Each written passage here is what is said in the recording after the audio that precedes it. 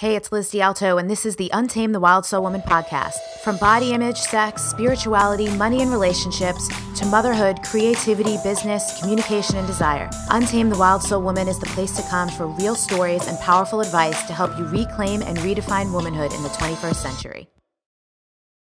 Liz DiAlto here, creator of Wild Soul Movement and your host for the Untamed the Wild Soul Woman podcast. Today I have an Ask Liz episode, which is actually part 2 of a 3-parter because I had a big fat question that was a big conversation from our private Facebook group, the Soul Movement Salon, which, by the way, if you are looking for a safe and private space for women to talk about anything and everything, you can go to wildsoulmovement.com/Facebook and join that group. It is all for conversation, not at all for people to go in and promote themselves or anything like that, which I know a lot of Facebook groups, that's what they turn into. So the Soul Movement Salon is really a place where I start conversations and where women bring topics that they want to be supported around that perhaps they don't want to post or be seen commenting on by their friends, family, and coworkers or whoever else might be on your public Facebook profile. So this was a conversation that was started in a thread back in May of 2015, and we're continuing. So if you have not yet listened to part 1, press pause on this right now and go back and listen to part 1, which was episode 12 of the podcast. So the topic is how to be more feminine. And in part 1, I talked about, why do you even have the desire to be more feminine? And introduced how I figured out originally a couple years ago how to connect with my own feminine. And one of the biggest things I had been missing was knowing that I was feminine all along. For many years, I had judged myself thinking I was too masculine or that I wasn't girly enough. And I had all kinds of misconceptions around what all of that actually meant. So to listen to that and to find out some of my favorite books and how to study feminine archetypes and really get in touch with what is your version, your brand, your personal expression of feminine, go ahead and listen to part 1. If you've already listened to part 1, we are kicking off part 2. And what I want to focus on here are the inner and the outer aspects of expressing your feminine. So I want to start with the inner first because this is, everything I do in Wild Soul Movement is all about working in rather than working out. After being a personal trainer for so many years and realizing that I could teach people how to work out, I could teach people how to lose weight, but ultimately people will find their way back to some kind of suffering or miserable state or find a way to be satisfied if they're only seeking the improvement or the help or the validation in the external world. I really focus on doing things from the inside out versus the outside in. So one of the most valuable and really worthwhile ways that I have invested my own time, and I've seen hundreds of women in my Wild Soul Movement program invest their time to accessing the feminine and being able to express it, getting comfortable with it, and really exploring it, is by getting out of your head and into your body. And there's a couple different ways to do that. Obviously, the Wild Soul Movement practice is a sensual movement practice. And the point is really to slow down, to turn on your senses, to get in your body and feel all the different sensations, access your body's wisdom because you're actually feeling and getting a gauge for what's going on and how your intuition is speaking through you and how that feels in your body. So the big 3 things that I talk about and I teach in Wild Soul Movement, how to feel in your body, are what yes feels like, what no feels like, and what truth feels like. And unfortunately, I can't give you a recipe or a formula because everyone's body is different. What works for me might not be what works for you. So it does involve some exploration. And so if you want a shortcut to that exploration, the Wild Soul Movement virtual program is fantastic because I've created 12 sessions, a journal, and have a forum to facilitate that exact process for women. And even if you want to go at it on your own or you're still not even sure what I mean, I'm going to give you some really good ideas of how in this podcast episode. So the first thing I want you to do, and I know some of you are watching on video so you can see me, but some of you are just listening. Either way, unless you are driving your car or perhaps walking the dog while you're listening to this, do not close your eyes because that wouldn't be safe. But if you're in a spot where you could close your eyes, go ahead and do that now. And either way, we're just going to start by taking a couple of deep breaths, maybe like 3 or 4. And if you want to make a sound while you inhale and you exhale, that's just going to amplify the experience of being in your body. Let's do one more. Good. So I want you to start to slowly roll your neck in clockwise circles. And the purpose here is to drop you into your body. So you might have some tension or tightness in your neck, or you might not. You might notice feeling calmer or already more connected and more centered into your body after breathing. When your chin comes to your chest, start to roll your head in counterclockwise circles, rather. Continuing to breathe. Just really notice how it feels to move slowly with the intention of connecting to your body and turning her on. And when I say turning her on, I don't necessarily mean sexually. That's not what this is about. Start to roll your shoulders back. I mean sensually, literally, by engaging your senses. By feeling the physical sensations, perhaps feeling any emotional sensations that might come up. Noticing any tension or tightness, perhaps pain in your body, and how it might soften and loosen and relax a bit as you roll your shoulders back. Start to roll your shoulders forward. Just having the intention of being really here with me, listening to the sound of my voice, with your own body as you roll your shoulders. And then from here, you're going to circle through your chest. And so again, whether you're listening or you're able to see what I'm doing, here's a good visual cue for you. Whether you're standing or sitting upright, I want you to imagine that you're holding a pen between your breasts and you're trying to draw a circle on a piece of paper below you. And so that's the kind of whatever you would need to do with your body to draw that circle is how you're going to move. And then slowly go in the other direction for a few circles. So this is just a short sample of some circling, some body circling movements, which I do often in Wild Soul Movement, but really the whole point is come to the center. You could just sit still. The whole point is to just find a way to get into your body.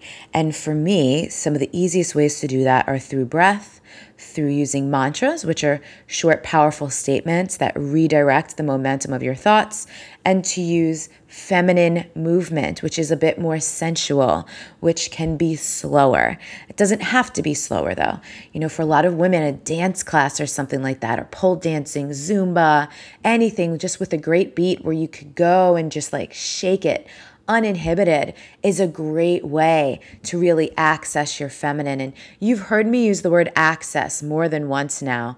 And I find that that's really the truth of it, because you have everything you've ever needed has always been inside of you. It will always be inside of you. There's nothing that you could possibly like obtain from the outside to put in you so you could use it. It's just more of how able are you to access what's already inside of you. And so sensual movement is one way to do that. Like I said, breathing and mantras. Even if you're watching in the video, you could see I'm sitting on the floor in my living room in front of my couch, connecting to the ground, even going outside, putting your feet in the grass, connecting to the earth. For some of us who might connect with that more like wild mother nature, like earth mama side of ourselves, that might feel super feminine to you. Actually feeling grounded or feeling primal or rolling around on the ground might be a form for you or a way for you to feel more connected to your feminine energy. So those are some of the inner ways, right? Some of that inner work, the inner movement, and actually being in, dropping into your body so that you can feel what your senses are trying to tell you, and you can get familiar with your body's sensations and your body's reactions and what those mean. On the external side of things, you know, there's a lot of writing and blogs and magazine articles and even courses out there on the topic of self-care practices. And the thing is that self-care practices are not necessarily going to resonate for every woman in every way. So for example, some women can just slap on some red lipstick and boom, they already feel like more of a woman.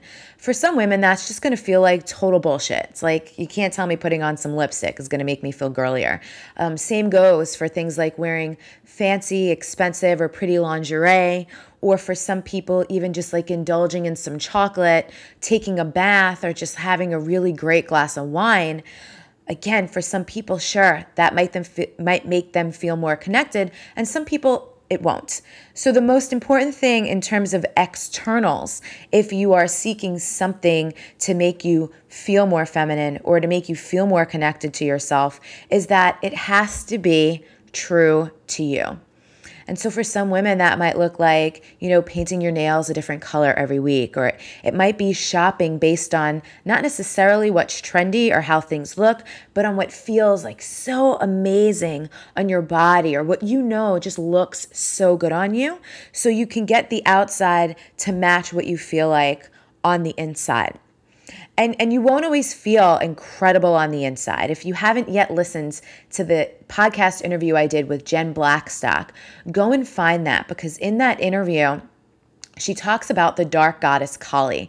And a lot of us for women, again, like we're still operating under this programming, this conditioning, and these stereotypes that have us thinking that being giving and being nurturing and being dainty or delicate is the way to be more feminine.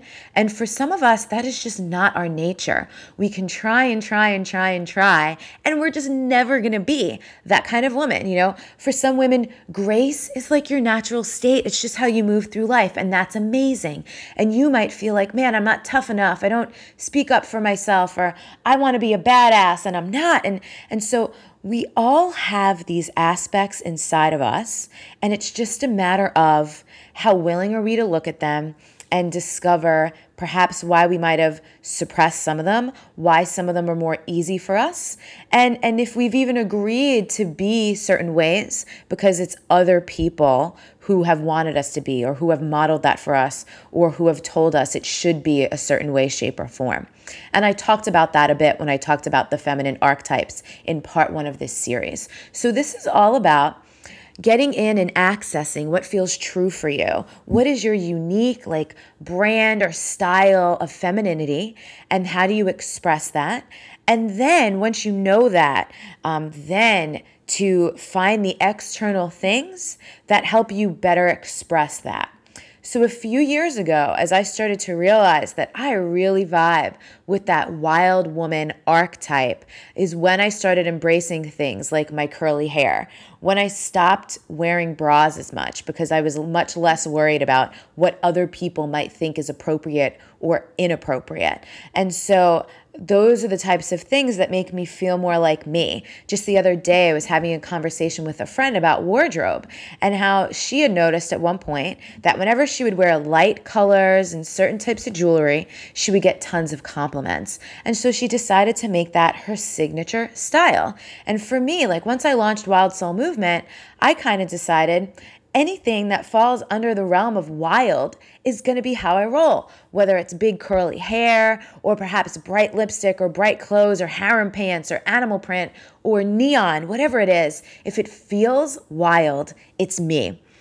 And so as you do this exploration, you get to try these things on and test these things out for yourself, while always making sure that the barometer is, does it feel good to you? Does it feel like you? While always, of course, also giving yourself permission to evolve and to change and to pivot and to just continuously be always in that inquiry of, does this feel like me? Does this feel true to me?